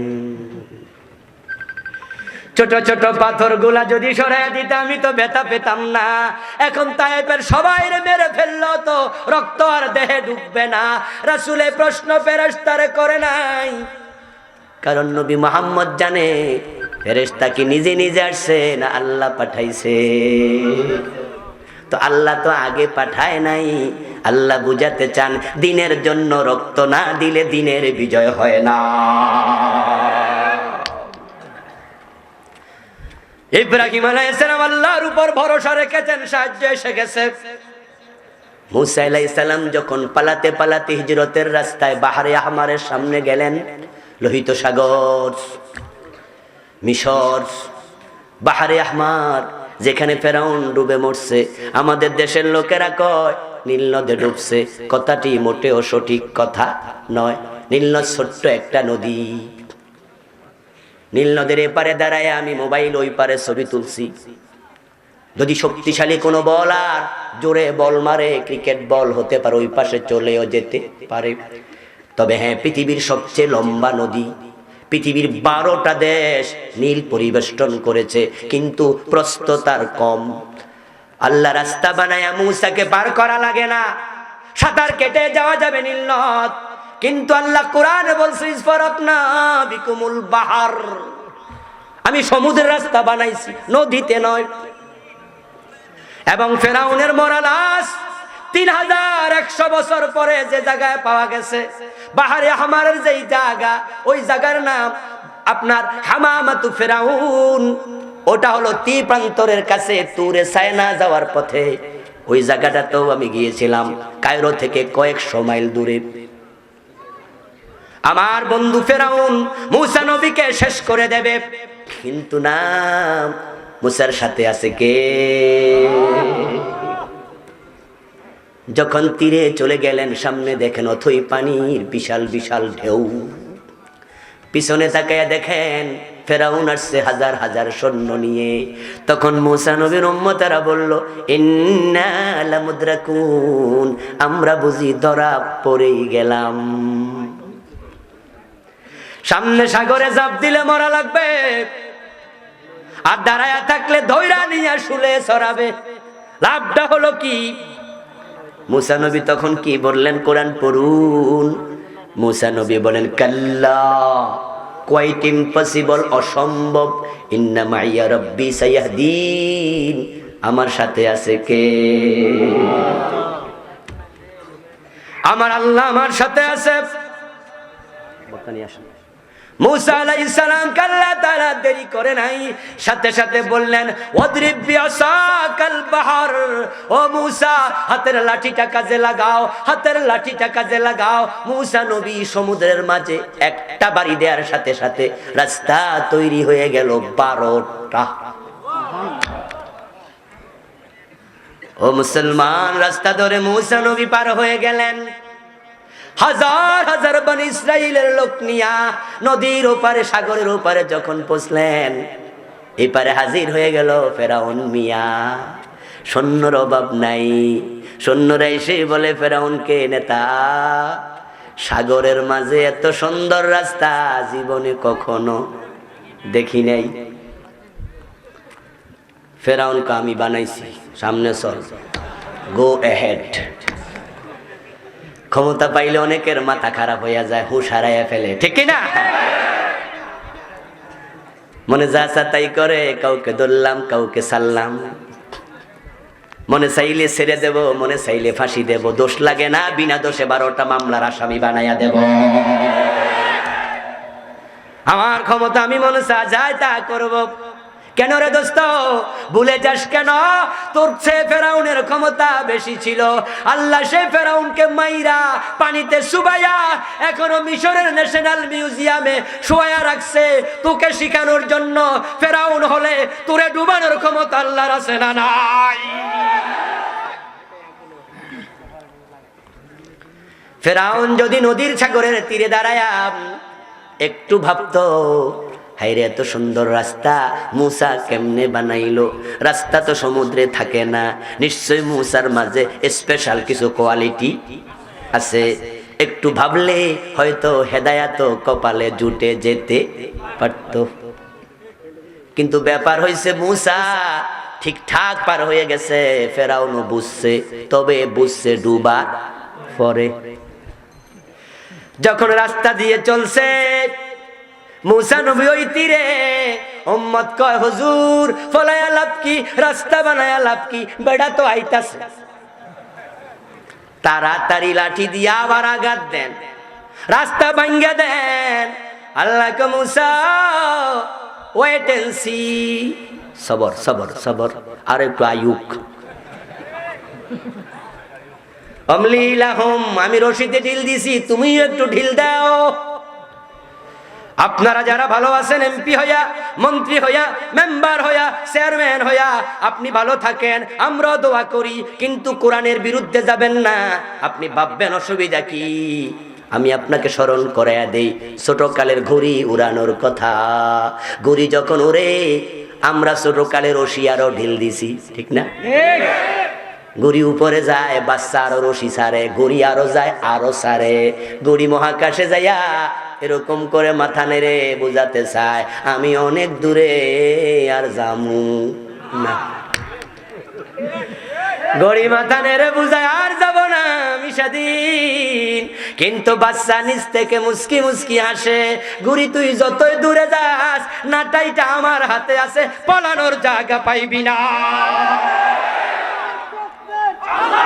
ইন্না রাব্বাকা লাবিল মিরসাদ, আল্লাহ কোরআনে স্মরণ করায়া দেয়, বেশি মাথা লাইরো না, আমি আল্লাহ ঘাটির মাঝে বসে আছি। কোথায় যাইবা? যাওয়ার জায়গা নাই, আমার কাছে ফিরে আসতেই। মুসা আলাইহিস সালাম তাকে দেখে ফেরাউন এবার মোটামুটি মাঝখানে আইছে, হাতের লাঠি দিছে কাজে লাগাইয়া, রাস্তা গেল ভেঙ্গে। হাত্তা ইযা আদরাকাহুল গরক قال آمنت أنه لا إله إلا الذي آمنت به بنو إسرائيل। আল্লাহ তাআলা কোরআনে বলেন এবার পানি খাওয়া শুরু। হাদিসে পাওয়া যায় যতগুলো মানুষ সেদিন ডুবে মরেছিল প্রত্যেকটার জন্য আল্লাহ একজন করে ফেরেশতা পাঠাইছিল, আর ফেরাউনের জন্য পাঠাইছে স্বয়ং জিবরিল আমিনকে। যে মুসার কাছে ওহী নিয়ে আসতো সে জিবরিল আজকে হাজির। রাসূলুল্লাহ সাল্লাল্লাহু আলাইহি ওয়াসাল্লাম বলেন জিবরিল আইসা ফেরাউনের চুলগুলা চাপ দিয়া দইরা মারছে সাফ, বেটা পানি খা। ফেরাউন এবার পানি খাওয়া শুরু। 1-1.5 মিনিট সাইড পা ধরে রাখলে অবস্থাটা কি হয় নিজে তো বুঝেন। এবার দিছে সাইরা, ফেরাউন এবার কাব্বায়া বাইসা উঠছে, আবার দিছে সাপ, কিছুক্ষণ পরে দিছে সাইরা। ফেরাউনকে উপায় তো নাই, আমান্তু আমি ইমানদার হইয়া গেছি। আন্নাহু লা ইলাহা ইল্লাল্লাযী আমানাত বিহি বনু ইসরাঈল। ফেরাউন বলতেছে আমি সে আল্লাহর উপর ঈমান এনেছি, বনি ইসরাঈলরা যে আল্লাহর উপর ঈমান আনার কারণে রাস্তা পাইছে, আমি একটা রাস্তা চাই। ও জিবরাইল আমার আর ধাক্কাইস না। রাসূলুল্লাহ বলেন জিবরিল আমিন তার মাথা ধরে চাপ দিয়া সাগরের তলে চলে গেলেন। ফেরাউন যখন আমান্তু আমান্তু বলা শুরু করছে, জিবরিল আমিন বলেন আমার ভাবনা উদয় হলো, আবার নিয়ে আল্লাহ তারে ক্ষমা কইরা দেয়। যেমনে কোয়া শুরু করছে আমি সমুদ্র থেকে এক মুষ্টি মাটি নিয়া তার গালের ভিতর ঢুকাই দিলাম।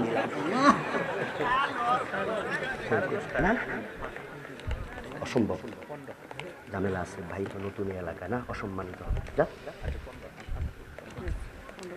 এটা জিকির করুন লা ইলাহা ইল্লাল্লাহ। আপনারা মেহমান নিয়ে আসেন, মেহমান নিয়ে আসেন।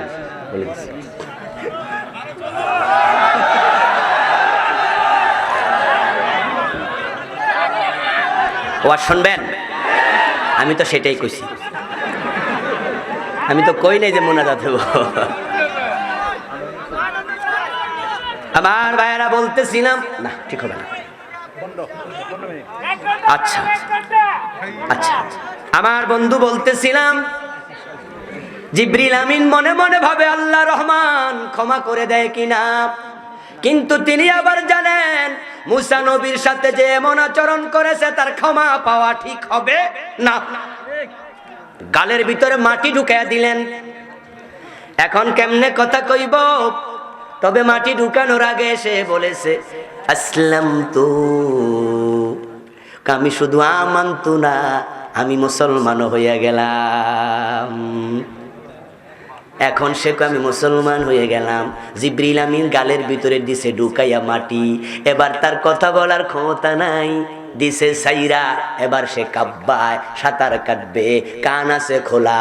আল্লাহর পক্ষ থেকে আওয়াজ আসলো আল আন কদ আসাইতা ক্বাবলু ওয়া কুনতা মিনাল মুফসিদিন। সুবহানাল্লাহ পড়েন। আল্লাহ আওয়াজ করলো ফেরাউন এখন বুঝলি, তবে বুঝলি রে ডুবাইয়া বুঝলি, যেটা আমি কিছুক্ষণ আগে কইছিলাম। আমার ভাইয়েরা নাবিক নৌকা চালায়, খাল পারাপার, বাজারের দিন লোক উঠছে থুপা, পানি ডুবু ডুবু ডুবু ডুবু নৌকা। মাঝি আল্লাহর হস্তে আর একজন উঠেন না, একজন উঠেন না, এক ফ্যাটওয়ালা হে আইসা কয় 40 জন উঠছে, ডোবে না, আমি উঠলে ডুববো, থাম বেড়া। মাঝি কো মাফ চাই, ক রাখ তোর মাফ। হে লাভ দিয়া উঠছে, উঠতে দেরি ডুবতে আর। মাঝি কয় কি কইছি? কয় হেন না বুঝছি। কয় বুঝলি, তবে আমারে ডুবাইয়া। সুতরাং তাওবা আজকে করতে হবে। যারা আল্লাহর আইনের কথা শুনে মন খারাপ হয়, ঈমান তোমার নাই, ঈমান ফিরে পেতে চাইলে তাওবা দরকার আছে না নাই? কিন্তু জিবরিল মালাকুল মউত যদি হাজির হয়, তাওবার কবুল হবে না। হযরত মুসা আলাইহিস সালাম পার হয়ে গেলেন, ফেরাউন গেল ডুবে, শেষ, কিচ্ছা খতম, ফেরাউনের অধ্যায় শেষ। কিন্তু আল্লাহ কয় না না, আমি তোরে শেষ হইতেও দেব না। আলিয়াউমা নুনাজ্জিকা বিবাদানিকা লিতাকুনা লিমান খালফাকা আয়া। আল্লাহ তাআলা কোরআনে বলেন, ফেরাউন তোরে পানিতে ডুবাইলাম, কিন্তু পচতে দেব না, গলতে দেব না। সাগরের মাঝে হাঙ্গর তিমি আছে না নাই? কথা বলেন, আছে না নাই? তিমি মাছ যদি একটা মানুষের গিলে খাইতে চায়, আমরা যেমন একটা বাদ গিলি, আরো ছোট। আল্লাহ কয় তিমিকে খাইতে দেব না, কুমির খাবে না, পচবে না, গলবে না, তোকে আমি রেখে দিলাম 3115 বছর পানিতে বাসমান, পচে নাই, গলে নাই। ওকে পেয়েছে 1885 সনে, সম্ভবত 1885, আজ থেকে 150 বছর আগে পেয়েছে। মিশরে পিরামিডে রেখেছে, এখন ন্যাশনাল মিউজিয়ামে এমন ভাবে আল্লাহ তারে রেখে দিছে, এখনো আপনি গেলে দেখবেন তার হাতের নখগুলো, দেখেছি মনে হয় কালকে মারা গেছে, নখগুলো পচন ধরে নাই। আমি তার কানের পাঁচের চুলগুলো দেখলাম, চোখ দিয়া গোড়ায়া গোড়ায়া দেখছি। আল্লাহ যে কয় তোরে আমি রেখে দিছি, চামড়ার সাথে মাংস মিটে গেছে, কিন্তু পচে নাই, গলে নাই। কেন রেখেছেন? আল্লাহ কয় লিতাকুনা লিমান খালফাকা আয়া, তোকে দেখে নতুন লোকেরা শিক্ষা নেবে, কেউ ফেরাউন হতে চাইবে না। আমি মুসা, তাকে আমি নবী বানায়া দায়িত্ব দিয়েছি দিন কায়েমের। যারা বিরোধিতা করেছ ডুবাইয়া দিছি, শেষ করে দিছি। ফেরাউন তোরেও ডুবাইছি, তোরে দেখে দেখে ভবিষ্যতে কেউ কোরআনের বিরোধিতা করবে না। এখন তোমরা যারা আমাদের বন্ধু, দিন কায়েমের কথা বললে আমাদের মৌলবাদী বলো, তোমরা মুসাকে আর ফেরাউনকে দেখে কেন শিক্ষা নেও না? আমাদের সাথে আল্লাহ আছে, আমাদের শেষ করতে পারবা না। গার মটকাইতে মটকায়া দিবা, আমাদের গার শেষ হবে না, তোমাদের হাতে ব্যথা হয়ে যাবে।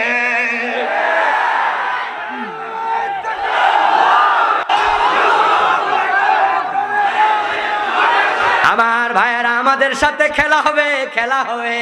একজন কয় খেলা হবে, আরেকজন কার মটকায়া দেমু, আরেকজন কয় হাত ভেঙ্গে দিমু। আইনের পোশাক পরে বেআইনি কথা বলার খেসারত তোমাকে দিতে হবে। আলেম ওলামাদেরকে ফকির বলো, গবেট বলো, হেও করে কথা বলো।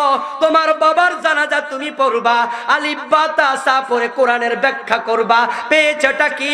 হিস্টাসিনের নাম, প্যারাসিটামলের নাম মুখস্থ করে ডাক্তার যেমন হওয়া যায় না, আলিফ বা তা সা পড়ে ফতুয়া দেয়া চলবে না।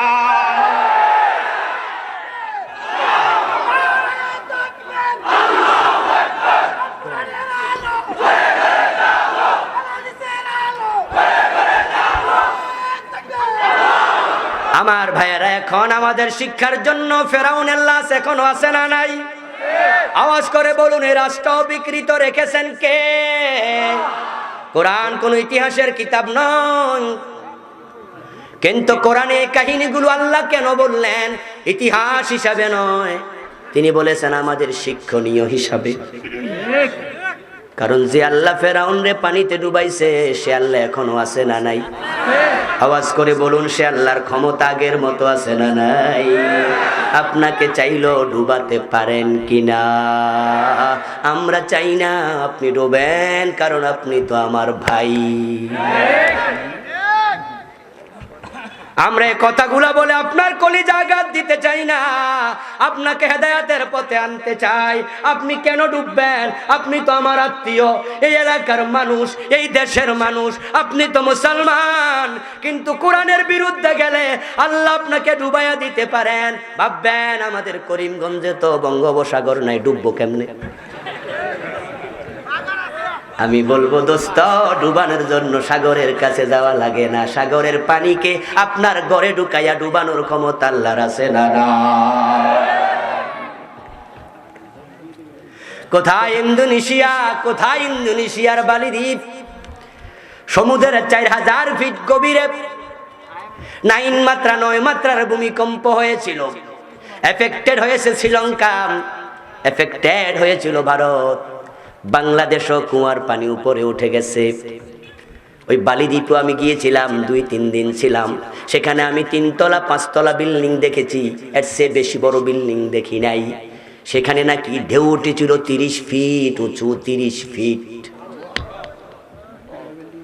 আমাদের দেশের বিল্ডিং গুলো 10 ফিট উঁচু হয়, এক একটা ফ্লোর 8 ফিট 9 ফিট 10 ফিট। 3 তলা বিল্ডিং 30 ফিট উঁচু যদি হয়, যে ঢেউটা এসেছিল, যারা ডুবেছে সমুদ্রে ছিল, তারা ঘরে যারা ছিল তাদের ঘরের ভিতরে পানি, 3 তলা বিল্ডিংও ডুবে গেল। আল্লাহর ক্ষমতা কত বেশি! যদি ঠ্যাংবঙ্গা মশা পাঠায় আল্লাহ নমরুদের বেজ্জতি করতে পারে, কোরআনের বিরুদ্ধে গেলে তোমার মায়ের কোলে বসায়া তোমার বেজ্জতি করার ক্ষমতা আল্লাহর আছে। এই জন্য নবীদের দিকে তাকায়া কোরআনের কথা মাথায় রেখে দিন কায়েমের পথে আগায়া যেতে হবে। আমার বন্ধু হতাশ হবেন না, আল্লাহর সাহায্য আমাদের কাছে কাছে, খুব কাছে। শর্ত হলো আমাদের আগাতে হবে। ইন তানসুরুল্লাহ ইয়ানসুরকুম। উম্মতের সাহায্য পাওয়ার জন্য শর্ত হলো আগে নিজেরা আগাতে হবে। আমরা যদি না গাই, মসজিদের কোনায় ঢুকে দোয়া করলে সাহায্য আসবে না। নবী মুহাম্মদকে আল্লাহ সাহায্য করছে 5000 ফেরেশতা পাঠায়া বদরে, ঠিক কি না? 5000 ফেরেশতা পাঠাইছেন। মুসলমান ছিল 313 জন মাত্র। আল্লাহর নবী মসজিদের কোনায় ঢুকে 313 জন মুসলমানকে নিয়ে যদি দোয়া শুরু করে দিতেন একবারে বেশি করে, আল্লাহ আবু জেহেলের সাথে আমরা যুদ্ধ করতে কেন যাব? তোমার তো শক্তির অভাব নাই, তুমি তাদেরকে শেষ করে দাও। আবু বকর ওমর বলতো আমিন, সুযোগ তো ছিল। কিন্তু নবী মুহাম্মদ মসজিদের কোণে ঢুকে দোয়া করেন নাই, দোয়া তিনি করেছেন বদরে যাওয়ার পরে। যখন যুদ্ধের ব্যূহ রচনা হলো, রাসূলুল্লাহ তাকে দেখেন সাহাবাদের যারা মুজাহিদ, অনেকের হাতে তলোয়ার নাই, ডাল নাই, বরং খেজুর গাছের ডালা হাতের মাঝে যুদ্ধের মাঠে আসছে। হযরত বেলাল, হযরতে খাব্বাব, হযরতে খুবাইব, যারা জীবনে কোনোদিন যুদ্ধের মাঠে যায় নাই, মানুষের ঘরে ছিল তারা দাস দাসী, আজকে তারা যুদ্ধ করবে 1000 কাফেরের বিরুদ্ধে, যারা এসেছে উট নিয়া, বড় বড় নাঙ্গা তলোয়ার নিয়া। বিশ্বনবী ভাবলেন অসম যুদ্ধে বিজয়ী হওয়া কঠিন, আল্লাহর সাহায্য দরকার আছে না নাই? রাসূলুল্লাহ এবার হাত তোলো, সুবহানাল্লাহ পড়েন। দোয়াটা যুদ্ধের মাঠে গিয়ে করো, রাস্তায় নেমে করো, কাজ করার পরে করো। মসজিদের কোনায় ঢুকে করবা না। রাসূল মসজিদের কোনায় ঢুকে না, জিহাদের মাঠে গিয়ে করছে। দোয়া শুরু, আল্লাহুম্মা আনজিজ ওয়াদাক ইন্না ওয়াদাকাল হক, আল্লাহুম্মা ইন্নাকা কুলতা ফিল কুরআন ওয়া কানা হাক্কান আলাইনা নাসরুল মুমিনিন, আল্লাহুম্মা ইনতাহলিক হাযিহিল আসাবাতু লান তুবাদা আবাদা।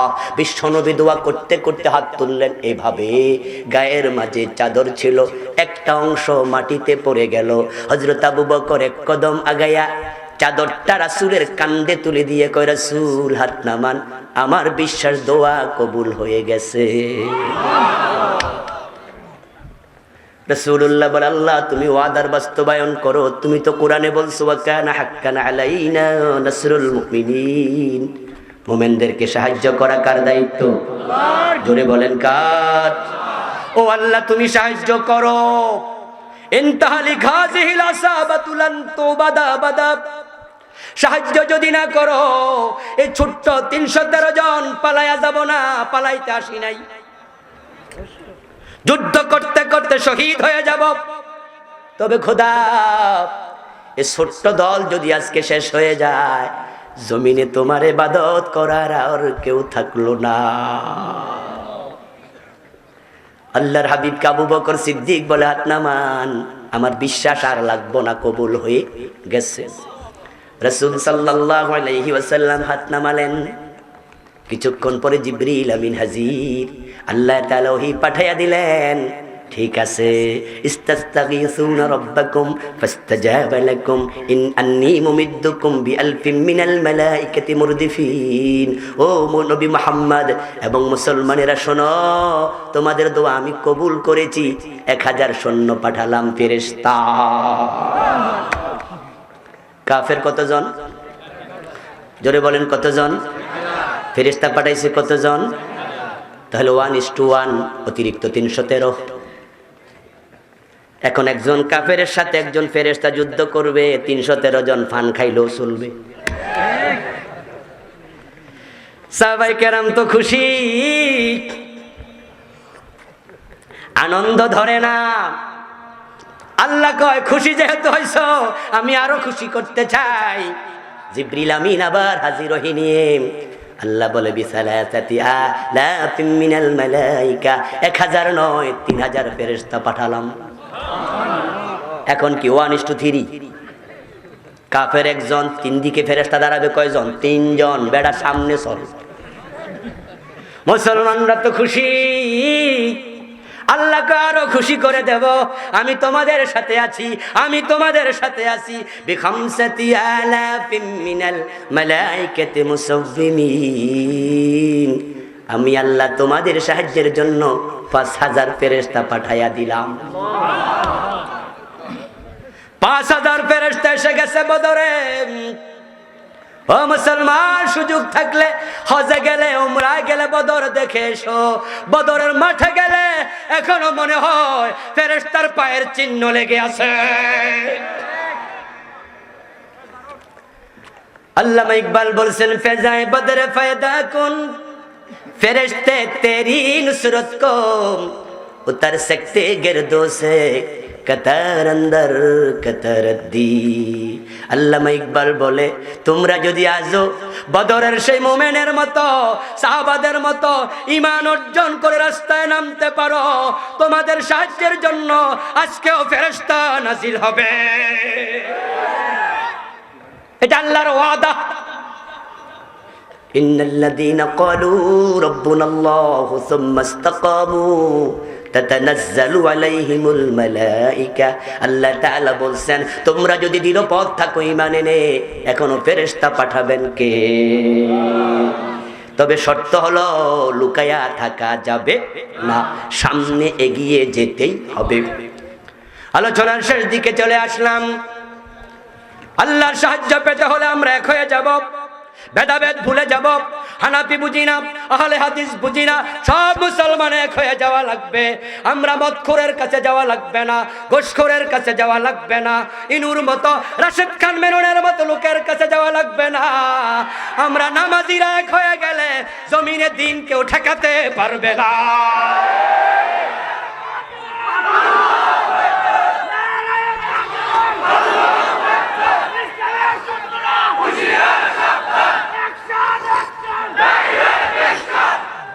কোনো অ্যাকশন দরকার নাই, বরং এক হওয়া দরকার, ঠিক কিনা? যদি আমরা এক হয়ে যাই, এই জমিনে দিনের বিরোধিতা করার সাহস কেউ দেখাবে না। আল্লাহ পাক রব্বুল আলামিন আমাদের সকলকে তার দ্বীনের জন্য একমত হওয়ার তৌফিক দিন, বলেন আমিন। কিন্তু পরিতাপ, আজকে আমরা বিভক্তি তৈরি করছি। মুসলমানের বিভক্তির কারণে পৃথিবীর সব জায়গায় মার খায়, আর কোনো কারণ আমি দেখি না।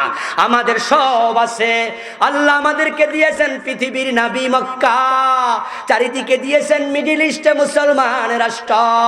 আমরা দেখেছি 65% খনিজ সম্পদ আমাদের হাতে।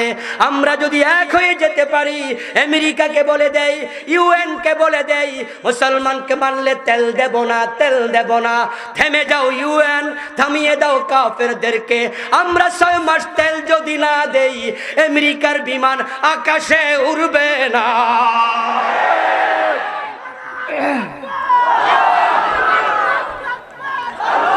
আমার ভাইয়েরা, বিশ্ব মানচিত্রে তাকালে দেখবেন আমেরিকা পৃথিবীর এক কোণা, ঠিক কি না?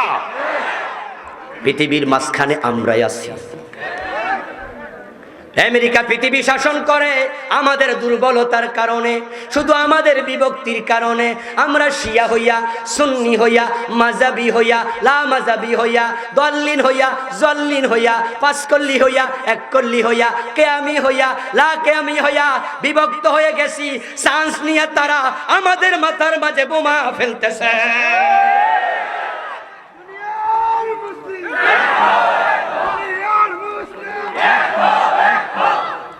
আমার বন্ধু, এই যে আমাদের প্রিয় মাতৃভূমি বাংলাদেশ, তাকায় দেখো বন্ধু, আলেমদের এক ঐক্য নাই। আলেমদের মাঝে একতা না থাকার কারণে আলেমদেরকে পিটানো হচ্ছে। একজনকে একভাবে আলাদা করে শেষ করে দিচ্ছে। শুধুমাত্র হকের পক্ষে কথা বলার কারণে আল্লামা মামুনুল হককে হত্যা মামলার আসামি করার পায়ে তারা চলছে।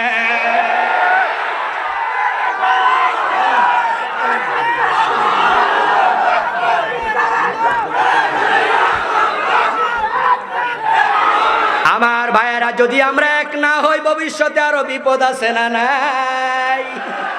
আপনি বলবেন আফগানিস্তানে মারে, আমার কি, আমার এত ডলার দে। কাশ্মীরে মারে ভারত, বাংলাদেশে তো চাইল দে। মায়ানমারে মারে মুসলমান, বাংলাদেশে তো পেঁয়াজ দে, বড় বড় পেঁয়াজ।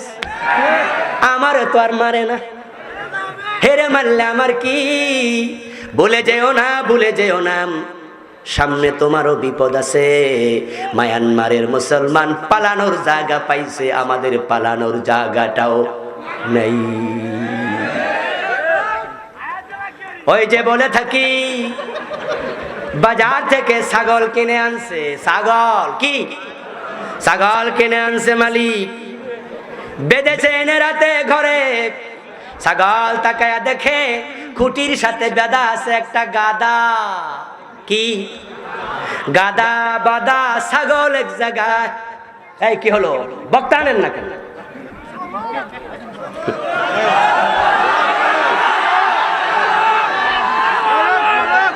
জিনা ওস্তাদের মায়ের অনেক বড় বক্তা আছে ইনশাআল্লাহ, আরো বেশি ভালো কথা বলে, মজার কথা বলে। এক এক ফুলের এক এক গ্রাম। আমার বন্ধু বলতেছিলাম, সকালবেলা ওই মালিক যায়া কাঁঠাল গাছ থেকে এতগুলো পাতা আনছে, এনে ছাগলের সামনে দিছে। ছাগল পাতাগুলো মজা করে খায়। মজা করে খায়া গাদার দিকে ইশারা দিয়া কয়, কিরে গাদা, এই বাড়িতে অনেক দিন ধরে থাকস, কিন্তু তোর কপালে কাঁঠাল পাতা নাই। মজা করে কাঁঠাল পাতা খাইছে। সকাল 10টার দিকে মালিক সুন্দর করে সরিষার তেল আইনা ওই ছাগলটার গায়ের মাঝে মাখতেছে। ছাগল তো খুশি। গাদার দিকে তাকায়া কয়, গাদা, এই বাড়িতে কত বছর থাকস, কিন্তু তোর গায়ে তেল দেয় না, আমারে দেয়। দেরি করলেন ও গাদা, তোরে তো তেল দেয় না।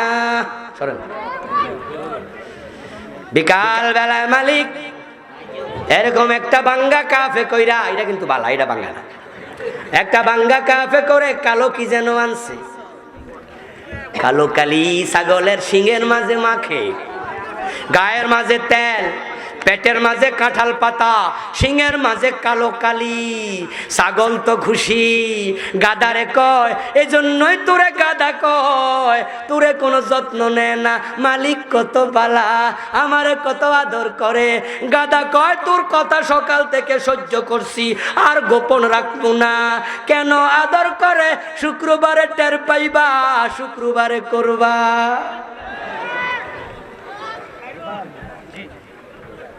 ডলার পায়া, পেঁয়াজ পায়া, চাল পায়া খুশি হয়েও না। সামনে ও মুসলমান, ঐক্যবদ্ধ না হলে তোমাদেরও কোরবান আসছে। আল্লাহ দ্বীনের জন্য এক হওয়া দরকার আছে না নাই? আল্লাহ তাআলা আমাদের সকলকে তার দ্বীনের জন্য ঐক্যবদ্ধ হওয়ার তৌফিক দিন, বলি আমিন।